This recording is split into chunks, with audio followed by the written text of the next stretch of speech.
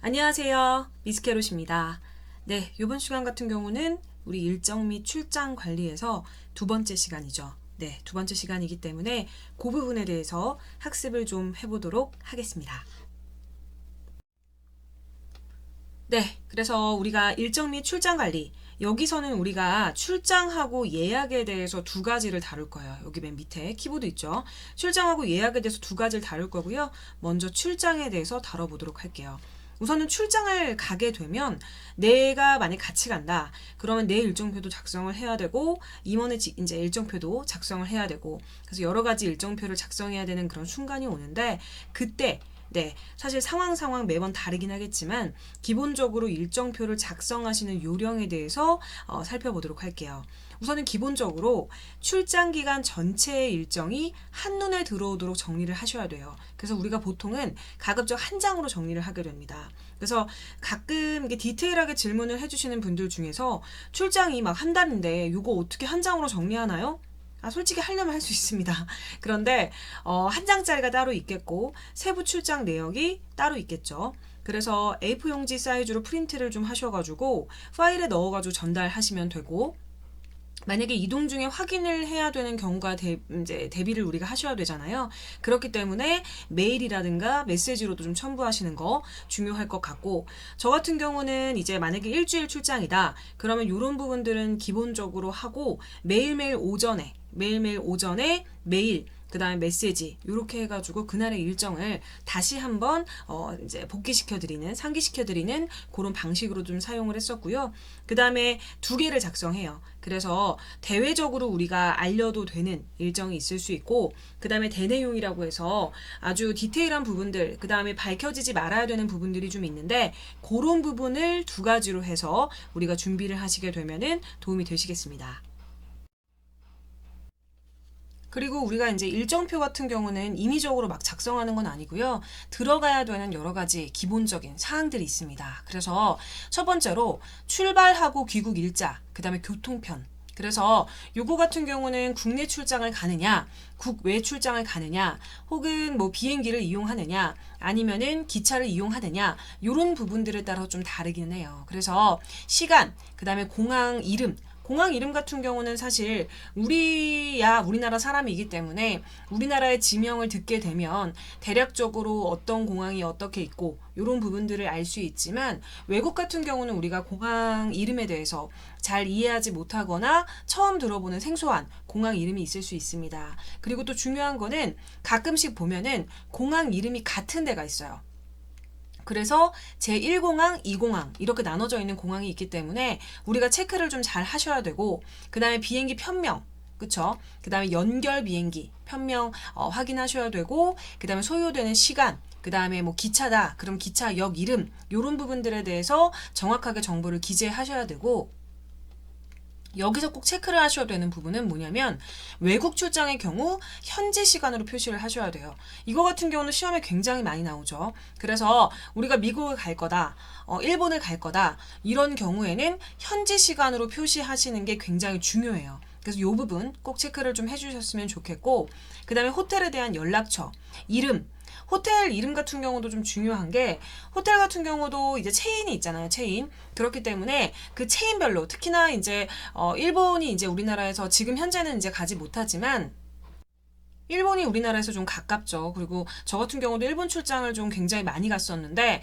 일본 같은 경우도 이제 비즈니스 호텔이 굉장히 많기 때문에, 기본적으로 뭐, 이제 비즈니스 도시 같은 경우는 비즈니스 호텔이 많죠. 그래서 그 호텔 이름이, 이제 호텔 이름이 기본적으로 있고, 뒤에 그 지역 이름이 붙게 되는, 그래서 앞쪽만 확인을 하게 되면, 호텔 이름이 다 같아서 헷갈리게 되는 경우들이 상당히 많습니다. 그래서 항상 체크를 좀 해주셔야 되고, 그 다음에 주소, 그다음에 전화번호 이런 부분들 기재하셔가지고 만약에 상황이 생길 수 있어요. 그때 연결될 수 있도록 해야 되고 요즘에는 비즈니스 호텔도 무인 호텔이 굉장히 많아요. 그래서 사실 제가 뭐 출장 말씀드리면서 말씀드릴 부분들이 좀 많기는 하지만 호텔 같은데 이제 우리나라 같은 경우도 이제 예약 방식이 굉장히 많이 다르죠. 그래서 맨 처음에 예약할 때 금액을 지불하면서 예약이 끝나는 경우도 있고, 예약을 먼저 하고 그 다음에 금액은 나중에 지불하는 경우도 있고, 이런 경우가 있는데, 해외 대부분의 호텔들은 지금 현재 기준으로 했을 때 예약을 하고 나서 그때 가서 도착한 다음에 결제를 하는 형태가 굉장히 많습니다. 근데 그때 주의해야 될 부분이 뭐냐면, 내가 호텔 예약할 때 카드 번호로 작성을 하게 되죠. 그 카드를 가져가셔야 돼요. 그래서 다른 카드를 가져가게 될 경우에는 아무리 성함이라든가 이런 부분이 일치하고 확인이 되더라도 가끔씩 반려가 되는 경우들이 있습니다. 실제로 이런 경험이 있을 뻔했었지만 여러 가지 기록들을 이제 증빙을 해가지고 벗어났던 적이 있었어요. 물론 이제 개인적인 일이 아니라 출장 관련해서 심지어 제가 같이 가지 않았을 때 그런 일이 한번 일어나가지고 굉장히 문제가 될 뻔한 적이 있었어요. 그래서 이런 부분들 꼭 체크를 좀 해주셔야 되고, 방문처. 그래서 방문 장소의 주소라든가 전화번호 기재하고 만날 사람의 이름하고 직위도 기재하셔야 되는 부분들. 동명이 있을 경우에도 항상 체크하셔야 되죠. 그리고 방문 목적, 그 다음에 출장하게 되는 여러 가지 주제, 이런 부분들 표시하게 되고, 그 다음에 식사 준비되어 있을 경우에 장소 및 주최자의 정보를 기재를 하셔야 되는데, 사실 한 번 이런 경험이 있었어요. 제가 이제 학교에서 시험 문제를 냈는데 어떤 문제를 냈냐면, 일정 관련해 가지고 일정을 막 몇 개를 나열해 놓고 일정표를 준 다음에 적재적소에다가 이제 일정을 끼워 넣는, 그러니까 비서들이 이제 보통 일정 관리를 할 때 그렇게 하게 되는데, 그거를 이제 시뮬레이션을 이제 스스로 돌려보는 시험을 내본 적이 있었어요. 그런데 이제 제가 그때 당시에 정말 깜짝 놀랐던 부분 중에 하나가 뭐냐면, 조찬, 그다음 오찬, 만찬, 이 부분에 대해서 구분하지 못하는 학생들도 있었던 게 조금 놀라기는 했었어요. 물론 제 죄죠. 제가 말씀을 드렸어야 되는데, 만찬은 저녁에 하는 거고, 오찬은 언제 하는 거고, 조찬은 언제 하는 거고, 이거를 제가 말씀을 드렸어야 되는데, 대학생들은 알 거라고 생각을 해가지고 제가 오찬, 만찬, 조찬, 이게 아침에 하는지 점심에 하는지 저녁에 하는지 말을 안 해줬더니, 시험을 봤는데 분명히 조찬이라고 했는데 만찬에 가서 있고, 뭐 이랬던 적이 있었어요. 그래서 제가 그때를 계기로 해서 깨달았죠. 조금 더 친절하게 제대로 알려줘야 될 필요가 있겠구나. 그래서 어쨌든 식사를 얘기하면서 말씀을 드린 건데, 만약에 내가 모를 수 있잖아요. 그래요. 사람은 다 누구나 다르기 때문에 모를 수 있습니다. 그런데 그 식사가 오찬, 조찬, 만찬, 내가 한자를 몰라서 이걸 모른다 그랬을 경우에 그 부분 체크를 잘 하셔서 만찬을 조찬에 넣지 말고 조찬을 오찬에 넣지 않는 그런 부분들 꼭 체크를 하셔서 항상 신경을 쓰셔야 된다라는 걸 좀 말씀을 드리고 싶어요. 그래서 별게 아닌 것 같지만 이 부분 때문에 실수하는 것을 제가 보고, 이것도 제가 좀 제대로 다시 한번 말씀을 드려야겠다, 이런 생각이 좀 들어서 말이 막 꼬이는데, 들어서 다시 한번 말씀을 좀 드렸고요. 그 다음 픽업 정보, 픽업 기사님의 연락처라든가 차량 정보, 이런 부분들 꼭 기재하셔야 되고요. 이건 출장 일정표 예시예요. 근데 꼭 이거를 쓰실 필요는 없고, 비서분들 같은 경우는 이제 회사에서 기본적으로 툴이 있는 경우 그거 사용하시면 되고, 만약에 개인적으로 사용하시는 어떤 툴이 있다라고 하면 그걸 사용하셔도 무방합니다. 그리고 이제 교통, 숙소, 예약 방법에 대해서 좀 말씀을 드릴게요. 저희가 이제 출장하고 예약을 같이 하는 이유는, 보통 출장을 가셨을 때 예약을 하시는 부분들이 나오기 때문에 제가 같이 진행한다라는 점에 대해서 이제 기억을 좀 하셨으면 좋겠고요. 첫 번째는 항공 예약이에요. 그래서 항공 예약 방법보다는 예약 시 고려사항 중심으로 제가 작성을 좀 했습니다. 그래서 요거 같은 경우는 과거랑은 좀 다르게 각종 항공 사이트라든가 비교 사이트에서 이제 우리가 예약이 가능하죠. 그렇기 때문에 전에 이제 사실 기본적으로 책에 나왔었던 항공에 대한 예약 방법, 요런 부분들이 필요가 없어요. 해주는 데가 워낙 많고, 그 다음에 보통 그렇게 진행을 하기 때문에, 그래서 별도로 기술하지 않았습니다. 그래서 항공 예약의 기본 정보를 좀 말씀드리면, 우선은 말씀드리고 싶은 게 그거예요. 내가 지금 현재 알고 있는 가격이 실제 가격이 아닐 수도 있습니다. 왜냐? 100명을 태운 비행기는 비행기표 가격이 100가지나 있다라는 말처럼, 우리가 언제 어디서 어떻게 구매하냐에 따라서 가격이 굉장히 차이가 많이 납니다. 그래서 우리가 만약에 가격을 비교해야 된다라는 그런 상황이 된다면 이거는 꼭 우리가 비서직을 하지 않더라도 개인적으로 항공권을 예약할 때 알아두시면 좋은 팁이죠. 그래서 여러 사이트를 좀 방문하면서 그때 이제 인터넷 접속 기록이라는 게 남아요. 그래서 너무나 신기한 사실은 뭐냐면 그 기록에 따라서 항공권 가격이 다르게 나타납니다. 네, 요거 같은 경우는 가끔씩 좀 이거를 들으시면서 뒤통수를 맞은 것 같다 이런 생각이 드시는 분도 있으실 수 있는데 빅데이터 들어보셨죠? 여러분들이 이제 접속을 하시게 되면 그 소비자의 빅데이터를 이용해서 가격을 유동적으로 매기게 돼요. 그래서 요거 같은 경우는 우리가 다이나믹 프라이싱이라고 얘기를 보통 하게 되는데 가변적 가격 책정이 적용이 되는 겁니다. 그래서 소비자 같은 경우는 더 저렴하게 사고 싶죠. 그리고 기업은 더 비싸게 팔고 싶죠. 그래서 우리가 이제 항공권을 예매를 하게 된다. 직접적으로 딱 예매를 하려고 하면은 꼭 그 전에 인터넷 쿠키 설정 들어가셔가지고 쿠키 삭제한 다음에 예약을 진행하시는 게 저 같은 경우 좀 추천을 드립니다.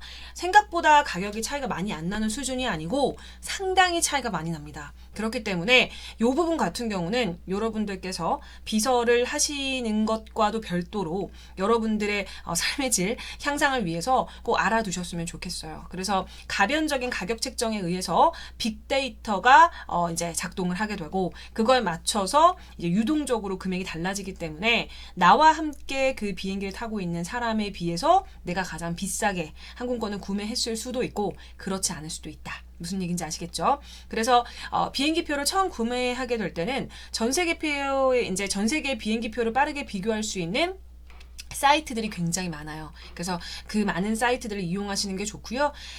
아까도 말씀드렸듯이 비행기표라고 해서 가격 비교 사이트에서 이제 본 가격에 비해서 뭔가 항공사 홈페이지가 더 싼 경우도 있습니다. 그래서 마지막으로 우리가 예약하기 전에 항공사 홈페이지에 방문해서 다시 한번 확인하시는 거 굉장히 중요하겠다. 네, 좀 기억을 하시면 될 것 같고요. 그 다음에 나라별로 그쵸? 항공권 가격이 시즌별로 굉장히 차이가 커요. 특히나 뭐 아시겠지만 그 나라의 명절이라든가 휴가 시즌 비싼 편이고 우리나라의 명절이라든가 휴가 시즌에 비싼 편입니다. 그래서 우리가 항공 예약을 하실 때는 빅데이터를 이용해서 가변적인 가격 책정이 되기 때문에 이 부분에 맞춰서 쿠키 삭제하시는 거를 잊지 않으셔야 된다. 기억을 하시면 되겠고요. 그리고 항공권 예매하신 다음에 고려사항. 기본적으로 국제선 같은 경우는 비행 출발 최소 2시간 전에 이제 공항에 도착을 하셔야 되는데 원래는 이제 안내는 이렇게 드리지만 보통 1시간 전까지만 가도 웬만하면 갈 수 있었어요. 그런데 요즘 같은 경우는 절차가 굉장히 까다로워졌기 때문에 무조건적으로 최소 2시간을 지켜주셔야 되고 국가별로 좀 상이하게 2시간 30분 정도 걸리게 되는 지역도 있기 때문에 항상 체크를 좀 해주셔야 되고 기본적으로 2시간이라고 안내를 드리는 그 항목 안에는 체크인 탑승 수속, 보안 검색, 면세품 인도 이런 부분들 그다음에 우리 코로나 관련해가지고 체크하시는 부분들 많이 소요되고요. 만약에 내가 공항 라운지까지 간다. 그럼 3시간 전에 가도 시간이 부족할 수 있습니다. 그리고 비행기 운항 시간 메이저 항공하고 저가 항공이 있습니다. 그래서 기본적으로 메이저 항공이라고 하면 우리나라 항공사 기준으로 했을 때 메이저 항공이다. 그럼 대한항공, 아시아나를 보통 생각하게 되고 저가 항공이다 라고 얘기를 하게 되면 뭐 제주항공, 뭐 티웨이 뭐 이런 데를 얘기하게 되겠죠. 그래서 가장 차이가 많이 나는 부분은 비행에 대한 운항 시간이에요. 그래서 일반적으로 우리가 저가 항공, 지역별로 차이가 있을 수도 있겠지만 저가 항공 같은 경우는 이른 오전에 출발하거나 늦은 밤에 출발하는 경우가 많고요. 메이저 항공 같은 경우는 이른 오전부터 늦은 밤까지 모든 항공편이 있는 편이고 이렇게 보시면 되겠고요. 그 다음에 좌석 배치, 항공사라든가 노선, 그 다음에 기종, 좌석 배치 모두 다릅니다. 그리고 좌석에 따라서 요구되는 사항, 그 다음에 편안함 이런 부분들 다를 수 있고요.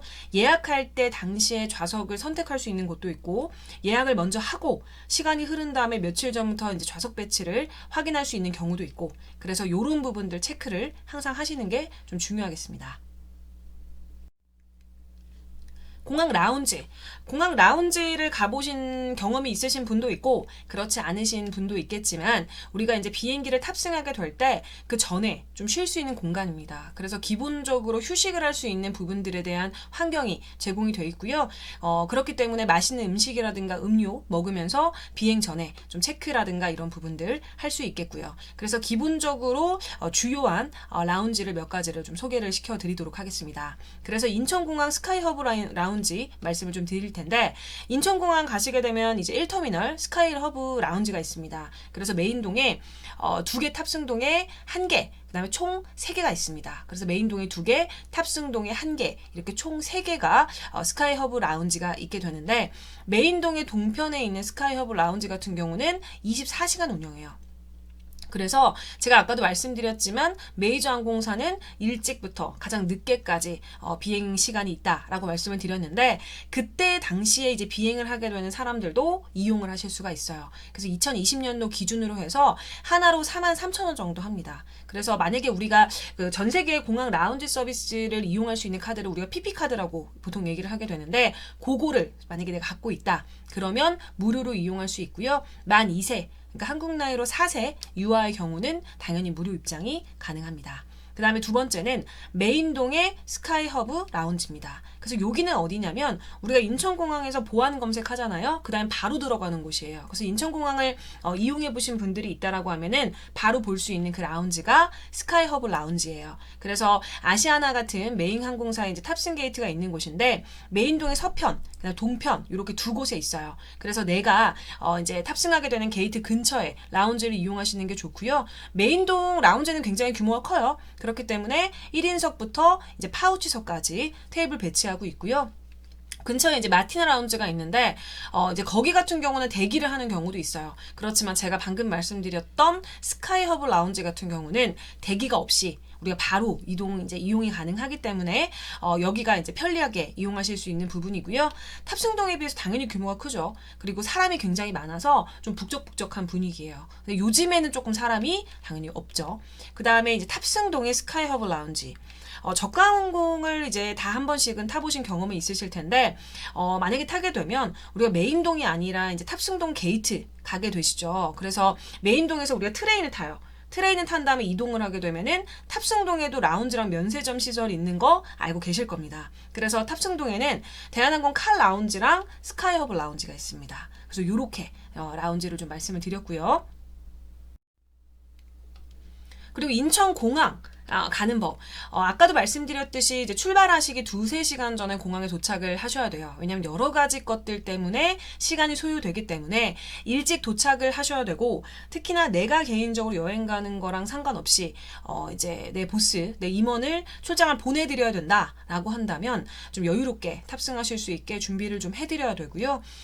특별한 일정 제외하고 나서는 내 여행이 아닌 이상 새벽 3시부터 오전 8시 요때 출발하는 비행기는 예매하지 않아요. 기본적으로 여러 가지 이유가 있는데 내가 탈 수 있는 공항까지 갈 수 있는 접근성이 굉장히 이제 나빠집니다. 만약에 새벽 3시 정도쯤에 만약에 비행기를 타야 된다. 그럼 12시에서 1시 정도 도착을 해야 되는데 그때 도착하기에 차를 타기가 굉장히 어렵고 특히나 오전 8시 요럴 때 출발을 한다라고 하면은 만약에 서울 기준으로 했을 때 오전 8시에 내가 만약에 서울 강남에 살고 있어. 그러면은 8시에 출발을 해야 되는 비행기를 탄다. 그러면은 집에서 5시나 4시 정도쯤에 출발을 해야 됩니다. 그래서 이때는 예매하지 않아요. 그래서 인천공항을 가는 방법이 여러 가지가 있죠. 리무진, 철도, 자차, 택시 뭐 이런 부분이 있지만 기본적으로 출장 같은 경우는 기사를 대동하지 않는 이상 철도라든가 공항 리무진을 제일 많이 탑니다. 그래서 리무진 같은 경우는 1만 원대 가능하고 그 다음에 캐리어 끌고 환승 안 하잖아요. 그쵸? 안 하기 때문에 우리가 공항 리무진 사용하게 되는데 시간대에 따라서 여러 가지 이제 많은 부분들이 있고요. 내가 어디 사냐에 따라서 공항 철도가 좀 나은 점이 있을 수도 있는 부분입니다. 그래서 비용이라든가 시간 고려하시면 좋을 것 같고요. 지하철 버스는 아까도 말씀드렸지만 오전 5시부터 오후 12시까지 운행하기 때문에 보통 아까 말씀드렸었던 요때 출발하는 비행기는 웬만하면 예약하시지 않는 것이 좋을 것 같아요. 그리고 또 도심공항 터미널 들어보신 적 있으시죠? 아마 비서분들 같은 경우는 도심공항 터미널 당연히 아실 거고 도심공항 터미널 하면 삼성동에 있는 거 바로 떠오르실 텐데 요거는 출국 수속을 공항터미널에 가서, 그러니까 직접 이제 인천공항에 가서 출국 수속을 밟는 것이 아니라 도심에서 밟는 겁니다. 그래서 도심과 교외 공항 간을 왕복하는 여행객을, 여객을 위한 시설이라고 보시면 좋을 것 같고요. 수화물부터 출국 심사, 이런 서비스 다 이용 가능하고, 그래서 우리나라 같은 경우는 4곳에 설립이 됐지만 지금 현재 2021년 1월 현재는 삼성동에 있는 도심공항 터미널, 그 다음에 삼성동 도심공항 터미널 어디 있냐면 코엑스 근처에 있어요. 그래서 거기랑 도심공항 수락터미널 이렇게 2군데만 운영 중입니다. 그래서 시간이 뭐 흐를수록 한 군데만 이용하게 될 수도 있고, 시간이 흐를수록 더 이제 많아질 수도 있고 한데, 지금 현재는 2군데 정도 운행 중이다, 이렇게 알고 계시면 되겠습니다. 그 다음에 철도 예약을 좀 말씀드릴게요.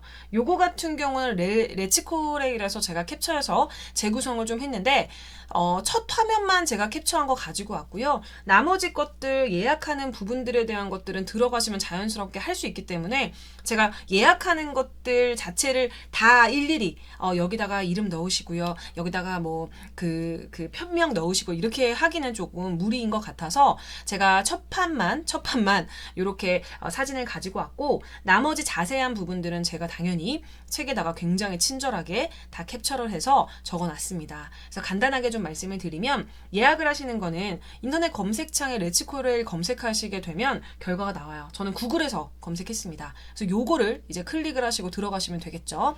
들어가셔서 그 레츠코레일 아래에 승차권부터 기차역 정보, 고객센터 이런 부분들 메뉴 보이게 되는데, 왼쪽에 보시면 간편 예약이 있어요. 지금 책 보시고 계신 분들 같은 경우는 바로 보이시죠? 그거 누르시면 돼요. 그리고 KTX 기차표 예매 순서 뭐 이런 부분들 보게 되면 그림에서 나와져 있는데 예매 페이지로 바로 이동되거든요. 그래서 내가 가고자 하는 거, 인원수, 날짜 조회하게 되면은 예약되고요. 내가 이제 이용하고자 하는 날짜와 시간대 기차 조회하게 되면은 차량 유형부터 편성 정보가 쭉 리스트로 나오게 돼요. 네. 그런데 제가 말씀드리고 싶은 거는, 우리가 비서로서 주의사항을 보셔야 돼요. 그러니까 말 그대로 그 기차편 예약할 때는 뭘 조심해야 되냐. 아마 이거 추석이라든가 설날 때 지방이 고향이신 분들 같은 경우는 예약하시느라고 많이 아시는 분들도 있으실 수 있는데, 팁으로 좀 말씀을 드리도록 하겠습니다. 비서들 같은 경우 보통 보좌를 할 때 상사의 개인정보로 대리 예약하는 경우가 많죠. 그래서 그때 우리가 주의사항이 필요합니다. 이거 굉장히 중요해요. 중요한데, 우선은 가끔씩 옛날에 골프 부킹할 때도 그랬었는데, 막 이렇게 딱 골프 부킹을 9시부터 받게 되면은 그때부터 이제 몇 명한테 부탁을 해요. 9시에 미친 듯이 클릭을 합니다. 마치 이거는 우리가 대학교 다닐 때 수강 신청하는 거랑 똑같아요. 그래서 막 미친 듯이 막 클릭을 하고 이런 부분이 있는데, 레츠고레일 같은 경우는 PC 한 대에 2명 이상 동시 로그인하고 접속이 불가합니다. 그래서 한 사람만 할 수 있어요. 그리고 같은 기기에 같은 멤버십 번호 동시 접속 불가해요. 그러니까 다른 사람한테 부탁을 할 수가 없어요. 부탁을 해서 다 같이 할 수가 없어. 무슨 얘기인지 아시겠죠? 이게 문제예요, 이게. 못하게 놨어요. 그리고 브라우저 같은 경우는, 요즘 같은 경우는 크롬이라든가 뭐 이제 그런 거 많이 쓰시잖아요. 그쵸? 저도 이제 크롬 쓰고 폭스파이어 맞나? 파이어폭스인가? 뭐 순서는 모르겠어요. 하여튼 그거를 보통 많이 쓰는데, 가끔씩 보면은 인터넷 익스플로러가 이제 최적화되어져 있는 데가 굉장히 많잖아요. 그래서 브라우저 같은 경우는 인터넷 익스플로러가 최적화되어 있어서 여기 써놨네요. 제가 크롬이나 파이어폭스 이런 브라우저로 이제 예약도 되지만, 레츠코레일에서 브라우저는 여기 최적화돼 있어요. 최적화되어 있다는 얘기는 무슨 얘기예요? 평소 때는 괜찮을 때는 사용이 되는데 안 될 때도 있다는 얘기예요. 그래서 만약에 내가 인터넷 익스플로러가 만약에 안 돼 있다, 그러면은 미리 좀 해놓으시는 게 좋아요. 업무상으로 되어져 있는 컴퓨터는. 그쵸? 그리고 특수기간, 승차권 예약 전용 화면은 하나의 인터넷창에서만 가능해요. 그래서 특수기간이고 뭐고 볼 필요 없이 요 3개를 항상 우리가 체크를 해주셔야 돼요. 비서로서. 무슨 얘기인지 아시겠죠? 그 다음에 숙소 예약. 예약하실 때 고려사항이 좀 상당히 많은데 몇 개만 좀 보여드리도록 할게요. 호텔 시설 확인하셔야 되죠. 이 시설 같은 경우는 내부 시설도 이제, 그러니까 그 룸 안에 내부 시설도 당연히 중요하지만, 만약에 그 안에서 비즈니스를 좀 해야 된다라는 상황이 있으면 회의실, 특히 특히나 이제 비즈니스 호텔 같은 경우는 회의실이라든가 이런 데가 세미나실 잘 구비가 되어져 있기 때문에 이 부분들 체크를 하셔서 이용을 잘 하시는 분들도 굉장히 많으세요. 그래서 그 부분들 좀 확인하시면 좋겠고, 회사 여비 규정, 직급별로 어느 정도까지 여비가 가능한지 이런 부분들 체크하셔야 되고, 그다음에 기간 확인해야 되죠. 그 다음에 호텔 예약 취소 가능 여부. 가끔씩 프로모션 가격으로 나오게 된 거는 취소가 안 되는 경우가 있어요. 그래서 원래는 만약에 예를 들어서 호텔 1박 가격이 20이다. 근데 거기에 갑자기 프로모션으로 나와서 조식 포함해서 막 15만 원에 준대. 그런데 만약에 취소가 안 돼. 그렇다라고 하면 15만 원 날리는 거죠. 만약 변경하게 됐을 경우에는. 그래서 그 부분 체크하셔야 되고, 그 다음에 이용 후기 항상 확인하셔야 되고, 그 다음에 예약하실 때 이메일 주소 이런 부분들 정확하게 작성하셔서 바우처라든가 그런 부분들 정확하게 받으실 수 있도록 체크하셔야겠죠. 체크를 하시면 되겠고, 그리고 추가 고려사항. 만약에 예를 들어서 필요한 게 별도로 있을 수 있잖아요. 그렇게 될 경우에는 이메일을 사전에 보내면 돼요. 요청하면 되거든요. 그리고 이메일로 예약자명, 그 다음에 예약 번호, 도착 날짜, 그 다음에 머무는 기간 이런 부분을 알려주면서 얼리 체크인이라든가 레이트 체크아웃. 그러니까 얼리 체크인은 뭐예요? 조금 일찍 체크인 할 수 있는지. 가끔씩 보면은 이제 보통 호텔 같은 경우는 뭐 11시 혹은 조금 느린 데는 한 11시는 없구나. 11시는 없어요. 보통 체크인이 1시에서 3시 정도 사이가 체크인이죠. 근데 내가 만약에 11시나 10시 정도에 체크인을 해야 될 필요가 있다. 그럼 가서 괜히 기다릴 필요 없이. 왜냐면 체크아웃 하는 사람이 11시, 12시에 체크아웃 하는데 그 사람이 나가야 내가 들어갈 수 있잖아요. 그쵸? 청소도 해야 되고. 그러니까 내가 예약한 곳이 얼리 체크인이 되는지, 미리 체크인이 일찍 갈 수 있는지 그거 확인하시면 좋겠고, 나야 기다리면 되지만 나의 상사가 밖에서 기다리면서 기분이 좋을 리는 없겠죠. 체크를 하셔야 되고, 레이트 체크아웃 같은 경우 좀 늦게 나가도 되는지 이런 부분들 문의하셔야 되겠죠. 만약에 얼리 체크인하고 레이트 체크아웃이 겹쳤다.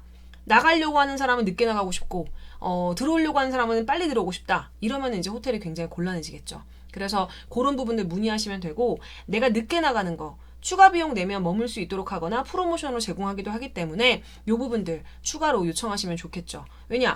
그 지역에서 예를 들어서 한 4시 정도쯤에 회의야. 그런데 체크아웃을 11시까지 해야 된대.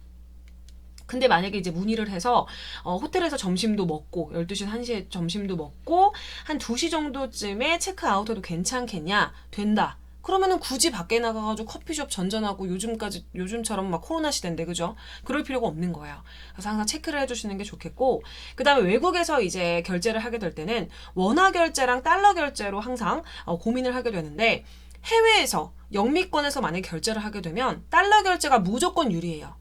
네. 왜냐? 원화로 결제하게 되면은 해외 결제 수수료가 부과가 돼요. 그렇기 때문에 가격이 더 비싸지게 됩니다. 물론 이제 카드 결제의 경우에 한해서인데 보통은 다 카드 결제를 하기 때문에 해외 결제 수수료가 부과가 된다라고 보시면 되겠죠. 그러니까 웬만하면은 달러로 환전을 해서 달러 결제하시는 게 맞습니다. 그렇죠? 그리고 환율이 또 차이가 많이 난다. 하나랑 환율이랑 차이가 많이 난다, 원화랑. 그렇게 될 경우에는 조금 더 득이 되는 방향으로 하시면 훨씬 더 현명한 예약이 되겠죠. 그리고 예약자 정보. 천천히 오타 없이 진행하셔야 되는데, 예약하실 때는 무조건 여권에 영문 이름을 기입을 하셔야 됩니다. 그리고 또 중요한 거, 신용카드랑 영문 이름이 같아야 되는데, 가끔씩 왜 신용카드 발급받을 때 보면 임의적으로 자기들이 그냥 영문 이름을 해서 주는 경우가 있어요. 특히 어떤 경우냐면 보통 만약에 이씨다. 이씨라고 하면은 보통 우리나라에서는 보통 요거 제일 많이 쓰시죠. 그런데 옛날에 저희 상사 중에 한 분이, 제가 보좌했던 상사는 아닌데 성을 요거로 쓰셨던 분이 있었어요. 이를. 자기 자유죠. 자기 자유예요. 그래서 요거를 쓰셨던 분이 있으신데, 모든 여권부터 시작해서 개인 카드는 다 이걸로 되어 있는데, 학교란다. 회사의 법인카드가 이게 아니다. 요거로 이제 쓰시는 게 많잖아요. 근데 우리 그때 상사가 요거를 보통 쓰셨었는데, 뭐 본인 카드부터 시작해가지고 뭐 여권 다 요거로 돼 있어요. YI로 되어 있는데, 회사에서 이제 그분이 이제 우리 회사에 처음 오신 다음에 법인 카드가 그분 성함으로 나왔는데 이 성함으로 그냥 나온 거예요. 근데 해외에 이제 출장을 가게 되는데 비서가 요 카드로 결제를 했겠죠? 요 카드를 결제해서 이 카드를 들려서 보냈는데 보냈는데 이제 호텔에서도 그냥 뭐 절차상 그냥 확인하는 거죠. 그걸로 막 자세히 보면서 이게 YI냐 LE냐 이걸 보려고 하는 게 아니라 그냥 절차상 보려고 하는데 딱 카피를 하잖아요. 카피하고 나서 봤는데 이게 다른 거야. 그래가지고 못 들어가 보냈어요. 근데 저희 회사랑 계속 계약을 했었던 이력도 남아 있었고 그 사람은 이제 그때 당시 청약 갔지만 뭐 신원 조회부터 시작해가지고 보증 다 해가지고 결국에 그 숙박은 했습니다. 근데 사실 굉장히 당황스럽죠. 이 이사님 같은 경우에는 이 이사님 같은 경우는 당황스럽고 사실 뭐 너무 싫잖아요, 이런 상황들이. 그래서 이제 한번 난리가 났던 적이 있었어요. 그래서 제 일은 아니지만 저희 팀의 이사님을 보좌 하셨던 비서가 또 잘못한 것도 아니에요. 네, 그냥 그렇게 된 거예요. 그래서 그런 일이 한 번 있었고요. 그리고 회사 카드, 법인카드 사용 시 사용 가능 여부. 그래서 해당 호텔의 3자 카드 사용 여부를 문의해서 호텔에서 3자 카드 사용 동의서 양식을 주게 되는데 그 양식에 사인해서 다시 보내게 되면 법인카드로 결제되는 이런 부분도 자연스럽게 되는 부분도 있는데 안 되는 부분도 있어요. 그렇기 때문에 체크를 항상 해야 돼요. 이게 비서 업무, 예약 업무가 뭐 굉장히 대단하고 뭐 엄청난 일을 해서 그런 게 아니라 별것도 아닌 것 같고 평소에는 그냥 지나쳐갈 많은 것들이 이게 돈이 왔다 갔다 하고 업무가 왔다 갔다 하다 보니까 다 중간에 이렇게 브레이크가 걸리게 되는 거예요. 그래서 굉장히 어렵고 불편하고 힘들고 무슨 얘기인지 아시겠죠? 그래서 그런 부분이 좀 있고 예약하신 다음에 체크해야 될 사항이 있겠죠. 예약한 다음에 항상 이제 우리는 2번, 3번 더블 체크를 계속 하게 되는 그런 부분들이 있는데 예약하신 다음에 체크해야 될 사항 우리가 이제 호텔 위치를 좀 확인을 하셔야겠죠. 그래서 호텔 같은 경우가 뭐 이제 뭘 이용하느냐에 따라 좀 다르긴 하겠지만 업무를 보는 장소에서 좀 가까운지 아니면 먼지 교통편은 괜찮은지 뭐 이런 부분들 확인을 항상 하셔야겠죠. 그리고 제가 아까 동명의 이름, 호텔 굉장히 많다고 말씀을 드렸었는데 그 부분도 항상 체크를 좀 해주셔야 되고 그 다음에 결제를 이제 완료하셨으면 우리 바우처 내용 확인하셔야 되죠. 그래서 내가 예약한 것과 그 다음에 바우처에 나와져 있는 내용이 같은지 그래서 호텔 이름, 날짜, 예약자명, 주소, 금액 뭐 이런 부분들을 기본적으로 확인하시고 아마 바우처가 뒤쪽에 제가 사진을 좀 놨을 것 같은데 네, 이게 이제 호텔 바우처예요. 제가 이제 사용했었던 실제로 이제 호텔 바우처인데 제 거라서 그냥 그대로 가지고 왔죠. 그래서 요거는 이제 일본에 갔었던 네, 제가 성이 임씨여가지고 여기 이대로 나와져 있는데 일본에 갔었던 그래서 조식이 포함되어져 있는지 네, 포함되어 있다고 얘기를 하고 있죠. 그래서 객실 타입 같은 경우는 어떤 타입인지 그리고 날짜는 언제인지 그쵸? 그래서 체크인, 체크아웃 언제인지 뭐 이런 부분들 주소 그쵸? 요런 부분들. 그래서 요게 이제 호텔 바우처인데 호텔마다 달라요. 저는 그때 당시에 아고다를 이용했었네요. 그래서 호텔마다 달라서 호텔 바우처에 내가 예약한 것과 그대로 나와져 있는지. 그래서 여긴 일본이기 때문에 그쵸? 이때 당시에 출장을 갔을 때인데 이때 이제 비즈니스 호텔을 이용을 했었네요. 그래가지고 주소, 그쵸? 숙소명. 나와져 있죠. 그래서 그거에 맞춰가지고 바우처가 나오니까 내가 한 것과 예약 자체가 잘 되어 있는지 확인을 좀 하시면 되겠죠. 그리고 이제 해외 출장을 가셨을 때 준비물에 대해서도 좀 보도록 할게요. 그래서 격리가 됐을 때도 우리가 생각을 좀 해주셔야 되기 때문에 이 부분에 맞춰가지고 준비물을 좀 보셔야 돼요. 그래서 이거는 신규 출제범입니다. 신규 출제범인데 격리시 포함 같은 경우는 제가 임의적으로 넣은 거고요. 원래는 해외 출장 준비물 자체가 신규 출제범입니다. 근데 거기다가 이제 격리했을 때도 포함해서 제가 추가로 좀 넣었습니다. 첫 번째 해외 출장. 요거는 기본적으로 다른 나라 방문하는 거죠. 그래서 그 나라에 대한 이해가 좀 돼야 됩니다. 그래서 가끔씩 이거에 대해서 좀 잘해보겠다고 비서분들 중에서는 서점에서 막 비싸고 두꺼운 책 사고 이러는 경우가 있는데 우리나라에는 굉장히 뭔가가 잘 돼 있습니다. 그래서 우리가 코트라 사이트 들어가셔가지고 코트라 글로벌 윈도우즈를 사용하시면 굉장히 좋습니다. 그래서 글로벌 윈도우즈 사이트에 간단한 이제 회원 가입만 하시게 되면 코트라 같은 경우는 무역관 직원들이 직접 작성을 한 거거든요. 국가별로 작성을 해놓은 거예요. 그러니까 웬만한 책들보다는 굉장히 이제 엄청난 자료들, 그다음 디테일한 자료들, 실질적인 자료들 이런 부분들이 들어가 있기 때문에 아마 도움 많이 되실 거예요. 저도 도움 많이 받았거든요. 그래서 각 국가별로 200~300페이지는 기본이에요. 그리고 주기적으로 업데이트가 돼요. 그렇기 때문에 웬만한 여행 책자보다는 값어치 있는 자료가 굉장히 많고, 그 다음에 세무부터 정치, 경제, 물가, 그 다음에 다양한 통계 자료, 이런 부분 다 한글로 되어 있습니다. 그래서 이런 부분에 대해서 정보 얻기도 굉장히 좋고요. 그렇지만 이거 같은 경우는 무역관에서 현지 자료를 토대로 구성한 것이기 때문에 실무에 내가 만약에 쓸 자료를 원한다. 그러면은 현재 회계사, 파트너 뭐 이런 분들한테 정확한 수치를 좀 확인하시면 좋을 것 같고요. 그냥 뭐 임원분들 출장을 가시기 위해서 미리 그 나라의 정보를 아는 정도 수준이라면 코트라 글로벌 윈도우즈로만 보셔도 굉장히 충분하다. 이렇게 말씀을 좀 드리고 싶어요. 그래서 이거 요약해서 제공하시면 좋겠고. 그리고 이제 출장 준비물 같은 경우도 사실 보기 시작하면 한도 끝도 없긴 한데요. 간단하게 주요한 것들만 위주로 해서 좀 말씀을 드릴게요. 기본이에요, 기본. 그래서 여권. 뭐 아시겠지만 여권 사본도 별도로 준비하시게 되면 응급 상황 발생하셨을 때 그 부분을 기준으로 해서 절차가 진행이 되기 때문에 시간을 굉장히 단축시킬 수 있다는 장점이 있고, 그다음에 국제 운전면허증. 그래서 플라스틱 국내 운전면허증 포함하셔야 되겠죠. 그래서 국제 운전면허증 같은 경우는 근처에 경찰서 가게 되면은 발급 바로 되죠. 그리고 요거 같은 경우는 대리인 발급이기 때문에 본인이 가도 돼요. 그렇지만 대표자가 직접 가는 경우는 거의 없습니다. 그래서 대리인 발급이 가능하기 때문에 비서가 상사 대신 발급을 받게 되고요. 미국 같은 경우 대부분 외국에서 우리가 이제 국제 운전면허증으로 운전하게 될 경우에 한국 면허증하고 여권 같이 지참 안 하면요, 무면허로 처벌받아요. 그래서 국제 운전면허증, 한국 면허증, 여권. 요즘엔 여권에 이제 또 운전면허증이 정말 같이 돼 있기 때문에 편리해졌지만 이 부분들 좀 항상 체크를 해주셔야 되고, 명함 예절할 때도 살짝 말씀을 좀 드렸지만, 명함 같은 경우는 그 나라에 가가지고 그 나라 언어로까지 해서 가져가게 되면 굉장히 센스 있다, 이런 말씀을 좀 드렸었죠. 그래서 업무의 절반이라고 하는 부분들은 거의 대부분이죠. 명함 주고받기 이런 부분이기 때문에 좀 넉넉하게 챙기시는 게 좋겠고, 노트북, 커넥터, 그쵸? 노트북 충전기 이런 거 잘 챙기셔야 되죠. 문제 같은 경우는 요즘에 이제 한국의 노트북이 거의 대부분 슬림이에요. 그래서 외국에 있는 커넥터랑 연결이 잘 안 되는 경우가 많아요. 그래서 그때는 우리가 RGB 커넥터라고 해서 요거 꼭 챙겨가시는 거 중요하겠고, 그다음에 법인카드. 물론 이거 회사마다 다릅니다.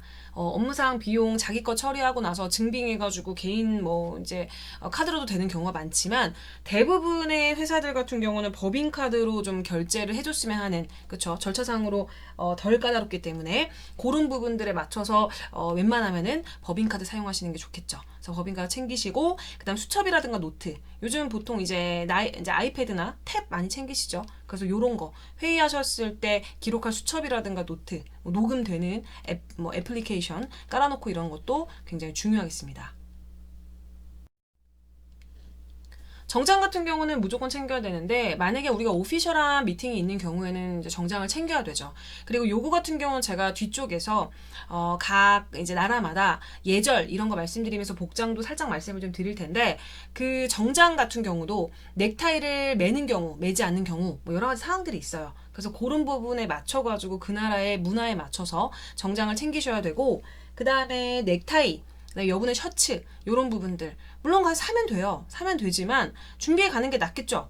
그렇죠? 거기서 없을 수도 있고 뭐 상황이 어떻게 될지 아무도 모르기 때문에, 그렇죠? 그리고 카탈로그라든가 브로셔, 회사 이제 소개를 하러 갈 때, 회사 소개하러 갈 경우에 챙겨야 돼요. 그래서 온라인으로 제공되는 자료도 있겠지만 실물 자료를 받으면서 온라인 자료를 보는 것과, 그쵸, 맨손으로 가가지고 저희 온라인 거 있습니다 이렇게 말하는 건 조금 달라요, 느낌이. 그쵸?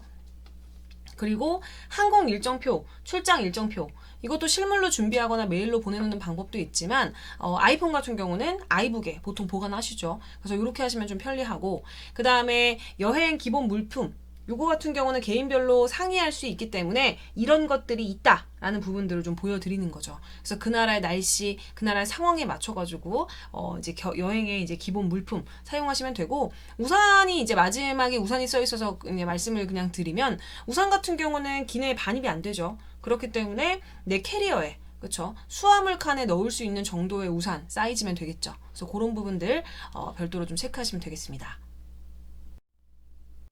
그리고 추가사항, 추가 사항에 대해서 말씀을 드리면 우리 여행 갈 때 그쵸 여행 갈 때 우리 프레즈를 붙이잖아요 그쵸 뭐 영국식 발음하고 이게 미국식 발음이 좀 많이 다른데 프레자일 영국식 발음은 프레자일이라고 보통 얘기하죠. 프레자일 더 발음하기 쉬우니까 그걸로 발음할게요.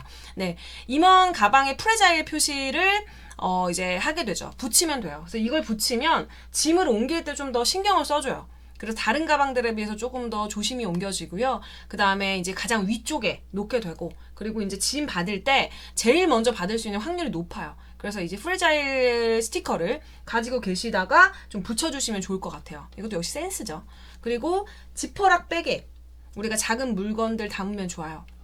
그래서 보통 대부분의 공항에서는 100ml 이하의 이제 액체류의 반입만 허용하고 있고요. 그리고 이제 보통은 요즘에 이제 다 비닐백 주거든요. 근데 사람이 되게 많다, 아니면 절차가 좀 복잡하다, 이런 백을 찾느라고 시간을 낭비해요. 그래서 우리가 그냥 미리 챙겨가시는 게 좋겠고, 그다음 필수품 기내용 가방에 담으시면 좋겠죠.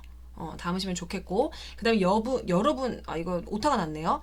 여러분이 아니고 여분이거든요. 여러분이라고 했을까? 네. 그래서 여러분의 물병을 챙기세요. 네, 여러분의 물병. 네, 여러분. 굳이 오타가 아닐 수도 있겠네요. 여러분의 물병을 챙기시면 되는데, 큰 용기의 액체류를 가지고 탈 수는 없어요. 그렇지만 빈 용기는 가지고 탈 수 있단 말이에요. 그쵸? 그렇기 때문에 그걸 가지고 타시고 보안 검색대 통과하시고 나서 식수대 있잖아요. 거기서 물 채우면 비행 중에 마실 수 있는 물이 확보가 돼요. 그리고 기내 안에서도 이제 그 승무원분들이 이제 음료라든가 물 주시잖아요. 그쵸? 그거로 하실 때 거기다 물 넣으신 다음에 이제 드셔도 상관없거든요. 워낙 이제 목 자주 마르신 분들 같은 경우는. 그래서 저 같은 경우는 항상 여분의 물병 상사한테 항상 챙겨드렸고요. 저도 여행 가거나 비행기 탈 때 막 15시간 이렇게 비행해야 되는 경우들도 있잖아요. 물론 기내에서 다 주고 합니다. 그렇지만 저는 물병을, 특히나 요즘처럼 코로나 때문에 좀 문제가 되고 이럴 때는 뭐 하나하나가 다 좀 예민하고 걱정스럽잖아요. 그쵸? 그렇기 때문에 여분의 물병을 좀 가지고 가서, 그쵸? 식수대에서 물 채우고 이렇게 하게 되면은 우리가 비행 중에 마실 수 있게 되겠죠. 물론 나가서도 구매해도 됩니다. 네, 무슨 얘기인지 아시겠죠?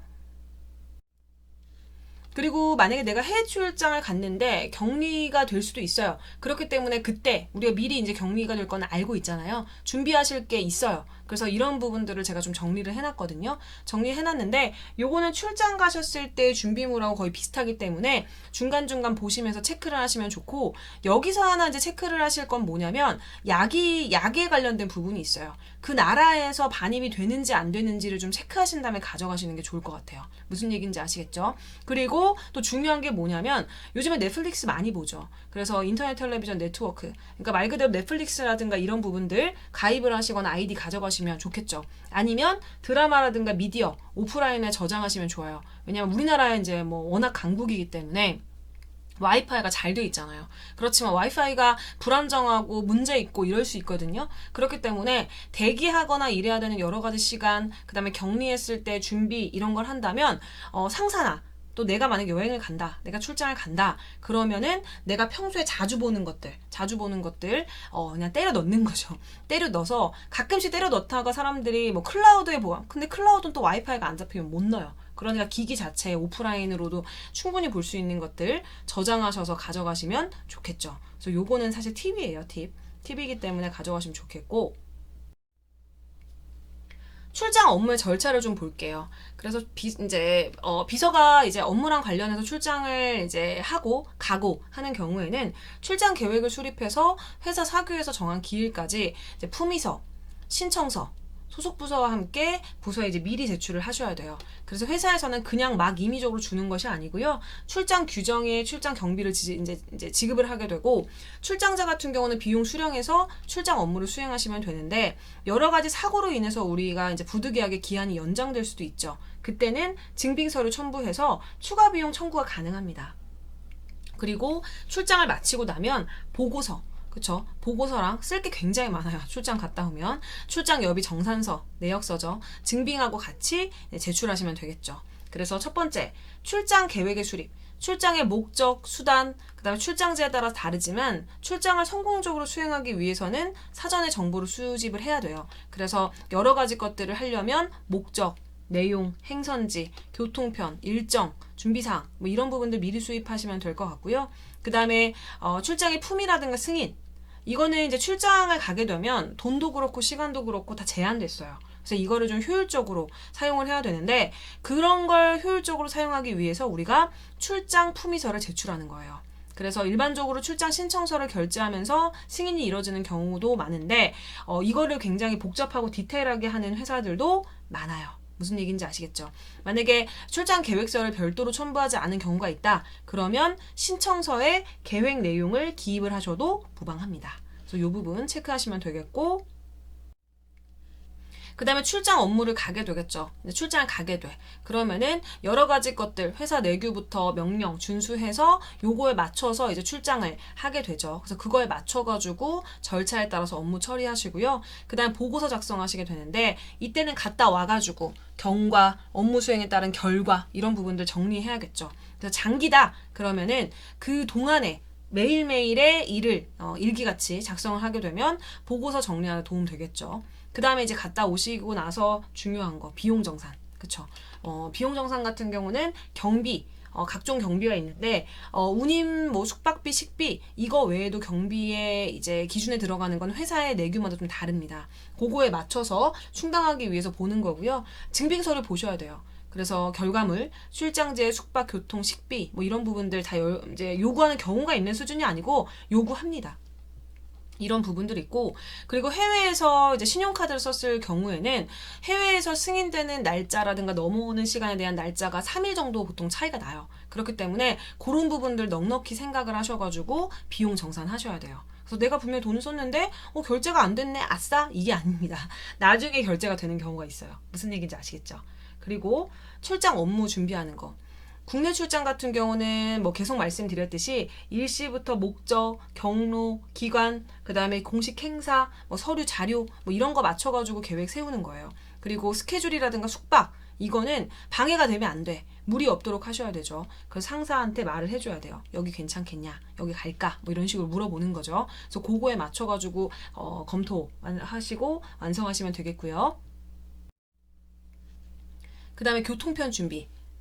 출장 계획안을 했죠. 그럼 그거에 맞춰가지고 승차권, 숙박지 뭐 이런 부분들 보는 거예요. 그래서 대중교통 이용하시거나 비행기 이용하실 때 시간 잘 맞추셔야 되죠. 그리고 등급도 중요해요.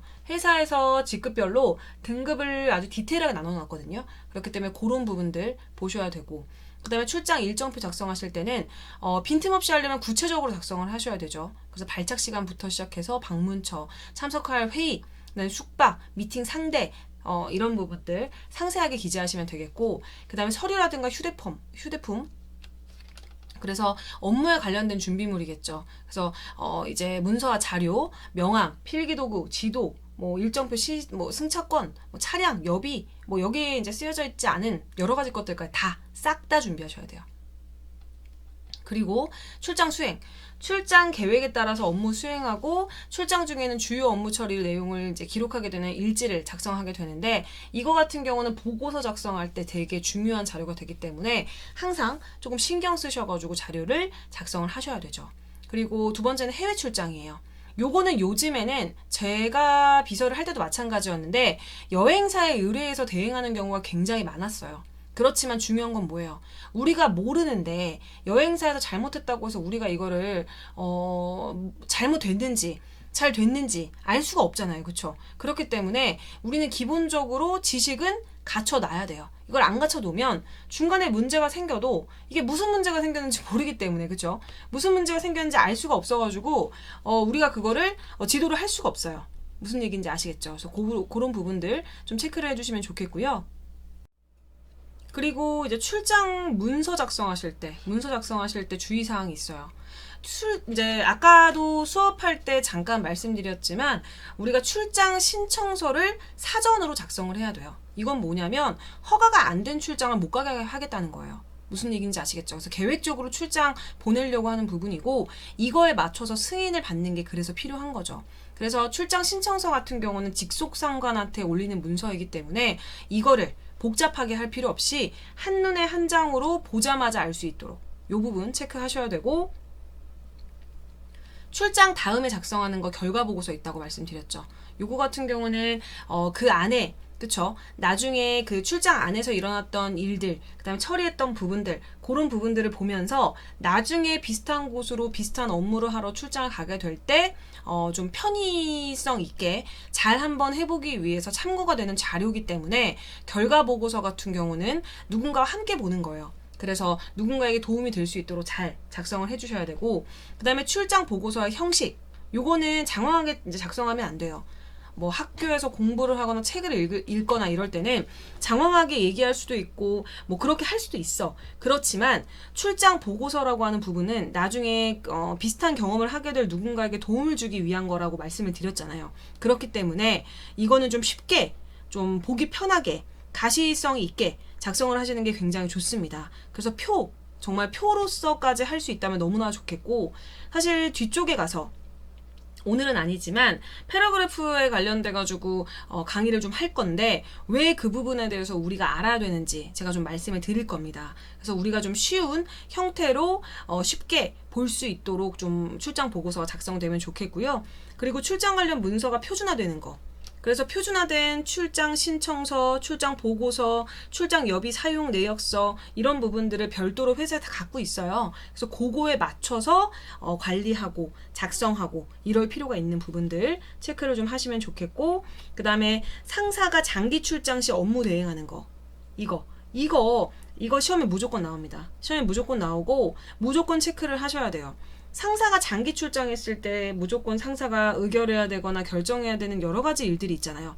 그거는 이거 대표님 안 계신데 이거 빨리 결제하셔야 되는데 이거 어떡하죠? 이렇게 물어보는 비서는 없어요. 그걸 다 미리미리 해놓고 가요.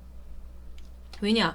업무의 차질을 방지하기 위해서 대행자를 선임을 합니다. 선임을 해요. 근데 이건 가서 그때 일이 터지면 대행자를 선임을 하는 것이 아니고요. 상사가 출장을 가기 전에, 자리를 비우기 전에, 그쵸? 선임을 해서 기록하는 겁니다.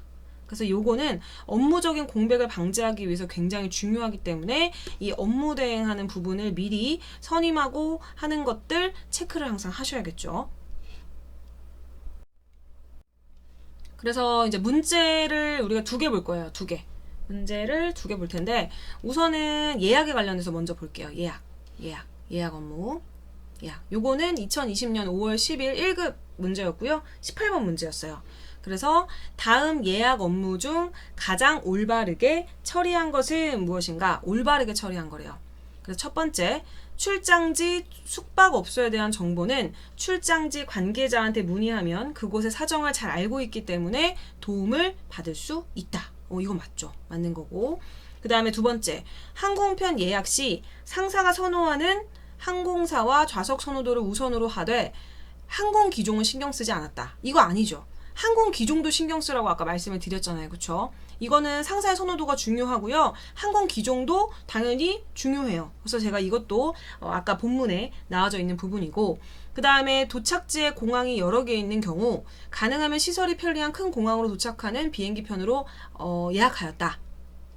도착지에 공항이 여러 개 있다. 근데 여기서 가장 먼저 우리가 고려해야 될 부분은 뭐냐면, 우리가 업무를 놀러 가는 게 아니죠. 업무를 보기 위해서 가장 가까운 공항에 가는 거지 시설이 편리한 큰 공항으로 가는 게 우선이 아니에요. 그래서 제가 기억을 하는 걸로는 뭐가 기억이 나냐면, 이때 당시에 이거 시험 문제 나왔을 때 3번을 되게 많이 고르셨어요. 왜냐면 좋아 보이잖아. 시설이 편리한 큰 공항으로 도착하는 비행기 편. 좋아 보이잖아요. 근데 우선순위가 좀 달라요. 놀러 가는 게 아니라 출장을 가는 거기 때문에 출장지에서 가까운 거기로 가는 편이, 그러니까 말 그대로 교통편이 편한 곳, 이런 곳이 먼저인 거지 그 시설 자체가 먼저가 아닙니다. 그래서 3번도 틀렸어요. 그 다음에 4번, 해외에서 사용할 렌터카 예약 시 여권이 운전면허증을 대신하므로 여권 앞장을 복사해서 보내고 만약에 대비해 여권 앞장을 상사 스마트폰에 저장하였다. 이거 되게 맞아 보이잖아요. 근데 여권이 운전면허증을 대신하지 않아요. 국제 운전면허증 따로 있다고 말씀드렸죠. 그리고 물론 여권 같은 경우 이제 우리가 이제 여권 신청을 할 때 국제 운전면허증을 같이 신청을 할 수가 있거든요. 그렇지만 여권이 운전면허증을 대신할 수가 없죠. 왜냐?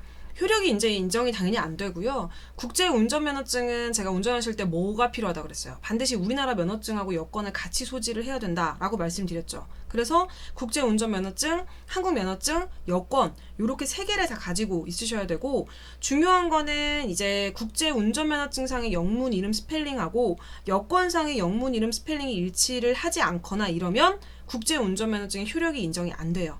그렇죠? 그리고 국내 면허가 만약에 이제 결격 기간 중일 수 있잖아요. 그러면은 외국에서 발급받은 이제 국제 운전 면허증으로 국내에서 가끔씩 운전하다 걸리시는 분들이 있거든요.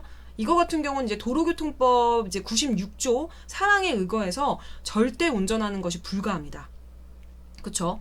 그리고 이제 우리나라에서 이제 인정되는 국제 면허증 양식하고 마카오나 이제 일부 국가에서 이제 발행되는 국제 면허증 양식이 있는데, 요거 같은 경우는 이제 우리나라 같은 경우는 이제 국제 면허증 양식 자체가 인터내셔널 드라이빙 아마 퍼미트일 거예요. 아마 제가 알기로 그렇고, 그 다음에 마카오나 이쪽에서 발행되는 거는 인터내셔널 드라이빙까지는 맞는데 라이센스로 돼 있어요. 요건 안 돼요. 무슨 얘기인지 아시겠죠? 그래서 한국 같은 경우는 제네바 협약국에 들어가기 때문에 원칙적으로 제네바 협약국에서 이제 발급받게 된 국제 면허증만 되니까, 이 이제 마카오라든가 요런 부분에서 받은 걸로는 국제 면허증이 이제 허가가 안 되는 부분인 거죠. 그래서 사실 요런 부분들이 별게 아닌 것 같지만 괜히 몰라서 갔다가 문제가 생기거나 이런 부분들도 있을 수 있어서 제가 좀 디테일하게 좀 말씀을 드렸습니다. 그래서 4번 같은 경우 당연히 아니죠. 여권이 운전면허증을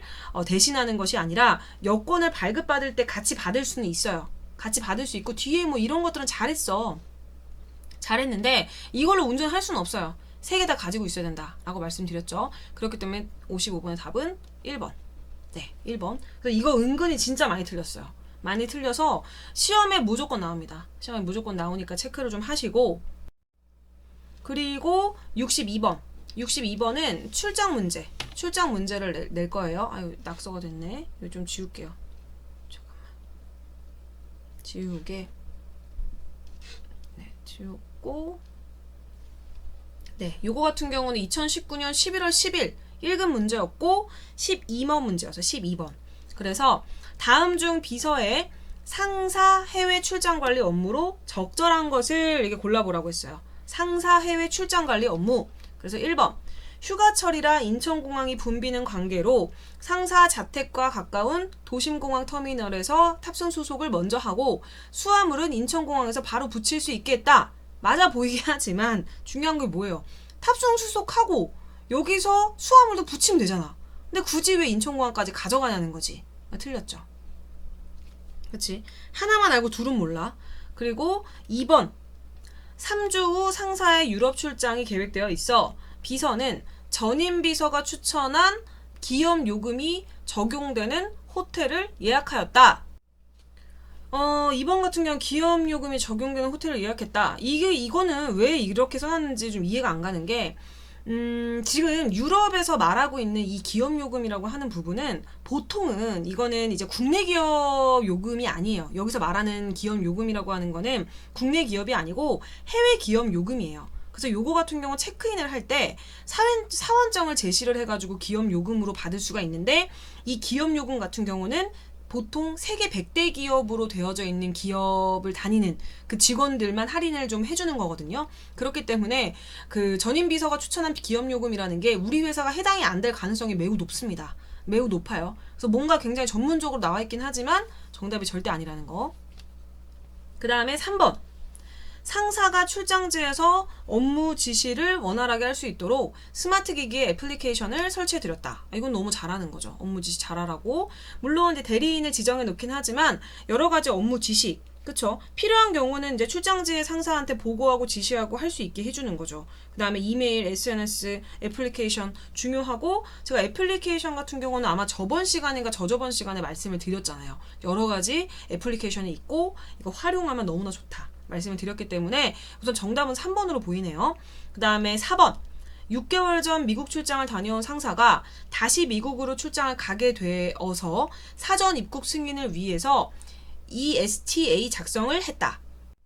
이것 같은 경우도 굉장히 이제 그냥 뭐 굉장히 말하기 좀 조심스럽긴 한데 무지한 얘기인 것 중에 하나가 사전 지금 미국 출장을 다녀온 상사가 또 다시 미국 출장을 가게 돼서 사전 입국 승인을 위해서 ESTA 작성이라고 이제 작성을 하게 했다고 하잖아요.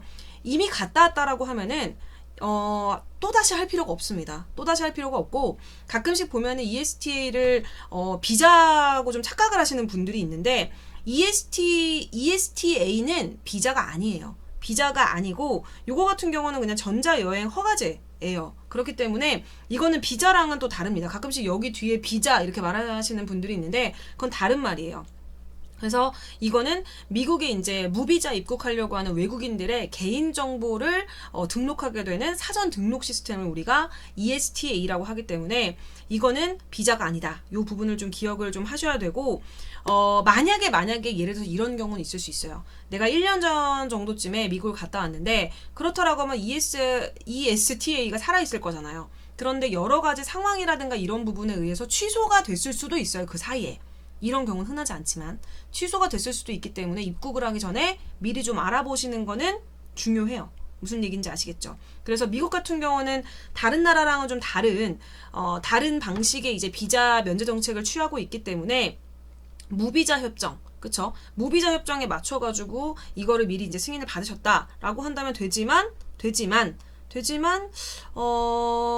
그쵸. 되지만, 뭐, 그렇습니다. 그래서 어쨌든 신청을 해서 우리가 허가가 됐으면, 유효기간 같은 경우는 최대 2년까지이기 때문에, 최대 2년. 아니면 여권 만료일이 2년보다 더 짧으면, 그때까지 이제 되어져 있기 때문에, 유효기간 만료되면 재신청하는 거지, 내가 다시 또 가야 된다고 해서 또 신청을 하는 것은 아니다. 네, 무슨 얘기인지 아시겠죠? 그래서 ESTA 같은 경우는 개인적으로 미국을 가실 때도 좀 알아두시면 좋겠죠. 한 번 작성하면 작성할 필요가 없고 2년까지는 유효하고, 만약에 2년이 되기 전에 내가 여권이 만료가 되면 여권 만료일까지만 가능하고, 그렇지만 혹시나 중간에 취소가 되거나 뭔가 같은 여러 가지 상황에 의해서 그럴 수도 있으니까 내가 미리 받았다라고 하더라도 나중에 가서 물 먹지 말고 중간에 한번 확인하시는 건 좀 중요하겠다. 무슨 얘기인지 아시겠죠? 그래서 4번도 역시 아니다. 그렇기 때문에 62번의 답은 몇 번이에요? 3번. 다음 중 비서의 상사 해외 출장 관리 업무로 적절한 것은 3번이죠. 3번. 스마트 기기에 애플리케이션을 설치해드렸다. 그래서 이렇게 보시면 되겠습니다.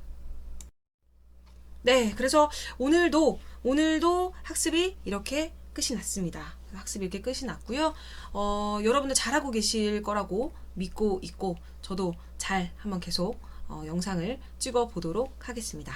그러면은 구독과 좋아요, 알람 설정 해주시고 학습에 항상 도움이 되시길 바라겠습니다. 감사합니다.